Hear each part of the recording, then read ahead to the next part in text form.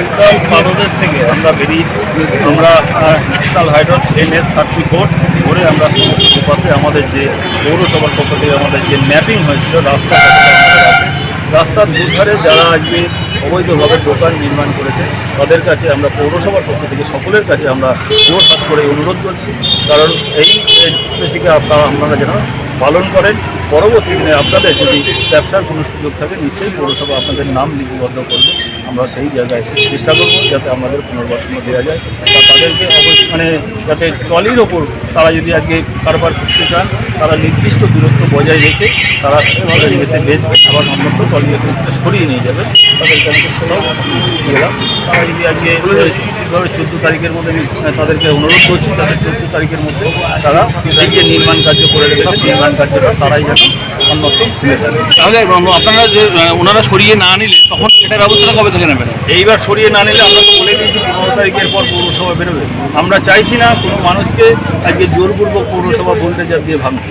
আমরা সেই জন্য সমস্ত দোকানদারদের কাছে আমরা পৌরসভার সমস্ত কাউন্সিলর মিলে সকলের কাছে আমরা অনুরোধ করতে এসেছি, আপনারা পৌরসভার মাননীয় মুখ্যমন্ত্রীর নির্দেশ বিএসসি বোর্ডের যে সিদ্ধান্ত সেটা আপনারা সকলে মান্যতা দিন। সকলে যদি আপনারা পরবর্তী দিনে পৌরসভা কর্মসূচির যে করবে যারা আমাদের পৌরসভার কথা শুনে নিশ্চিতভাবে তারা এখান থেকে অন্যত্র সরে যাবেন। তাহলে তারা যদি সেই জায়গায় থেকে তাদেরকে যদি নির্দিষ্ট জায়গায় পরবর্তী দিন আমরা বোর্ড আলোচনা করে করবো, এক্ষুনি আপনাদের সেই সিদ্ধান্ত কীভাবে হবে।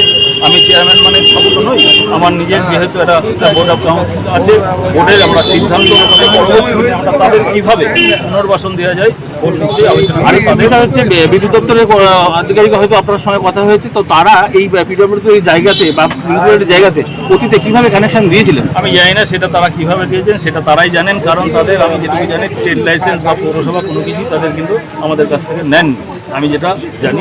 সুতরাং তাদের কীভাবে দিয়েছেন সেটা সাপ্লাই অফিসকে যে আমাদের অ্যাসিস্ট্যান্ট ইঞ্জিনিয়ার আছে আপনি তার থেকে বিষয়টা জানবেন। আমরা তারাও অলরেডি নোট ডাউন করছে যারা এইরকম ধরনের রাস্তার মধ্যে যে তারা মিটার বা তারা কানেকশন দিয়েছিলেন তারা সেগুলো নোট ডাউন করে তারা নিশ্চয়ই রাস্তার পাশে ব্যবস্থা কোনো দূরত্ব নাকি পৌরসভার যে ম্যাপ আছে সেই অনুযায়ী ম্যাপ রাস্তার যে ম্যাপ সেই ম্যাপের তাদেরকে বলছি আপনারা সেই দূরত্বটা বজায় রাখবেন। ব্যবসায়ী উচ্ছেদের তুলনায় তো পুনর্বাসনের সংখ্যাটা নিশ্চয়ই খুবই কম হবে, তো সেক্ষেত্রে কি কোনো জায়গা টাইগার চিন্তাভাবনা? আমরা অলরেডি ইতিমধ্যেই আমাদের জানেন শান্তিপুর 55 তলায় যে বাস স্ট্যান্ড রয়েছে ওখানে একটি আমরা কর্মতীর্থের জন্য অলরেডি একটা প্রজেক্ট আমাদের পাঠানো হয়েছে। আশা করছি খুব শীঘ্রই সেই প্রজেক্টটা আমাদের রেডি হয়ে গেছে, আমরা খুব শীঘ্রই সেই অনুমোদন পাবো। এরকম ধরনের আরও কিছু জায়গা আমরা নির্ণয় করেছি, সেটা পরবর্তীতে আমরা রাজ্য সরকারের সঙ্গে আলোচনা করে কোন কোন জায়গায় আবার কিছু মানুষকে কর্মসংস্থানের সুযোগ করে দেওয়া যায় কর্মতীর্থ প্রজেক্টের মাধ্যম দিয়ে। সেটা ট্রেড লাইসেন্স যাদের আছে তারা অগ্রাধিকার পাবেন? অবশ্যই ট্রেড লাইসেন্স যারা পৌরসভা থেকে নিয়ে কাজ করেছেন তারা প্রথম প্রিফারেন্স পাবেন, তারাই আসবে। পরবর্তীতে তারা আর বাদবাকি যারা আছে অবৈধভাবে রাস্তার মধ্যে যারা বসে আছে নিশ্চয়ই তাদের জন্যও নিশ্চয়ই পৌরসভা ভাববে, এইভাবে তারাও যাতে গরিব মানুষ যারা কর্ম করে খেতে পারে পৌরসভা নিশ্চয়ই সেগুলোও চেষ্টা করে।